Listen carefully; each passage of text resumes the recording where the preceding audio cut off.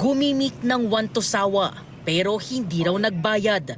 Iyan umano ang dahilan kung bakit inaresto ang isang lalaki at isang babae matapos ang pamorningan nilang party-party nitong Sabado sa isang bar sa Sampaloc, Maynila. Ang bill nila umabot daw ng mahigit 84,000 pesos. Lumalabas na pumunta ng bar ang dalawa dahil padispedida ng lalaking sospek.